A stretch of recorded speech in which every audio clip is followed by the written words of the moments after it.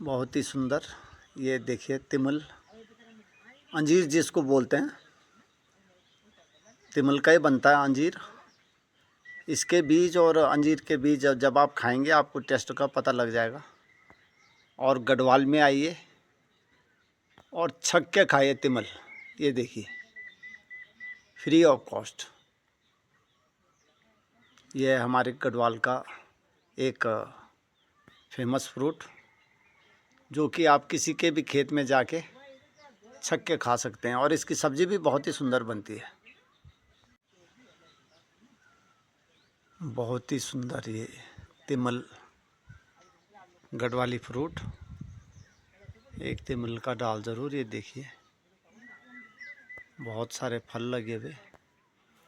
और गढ़वाल में आइए और छक के खाइए, फ्री ऑफ कॉस्ट।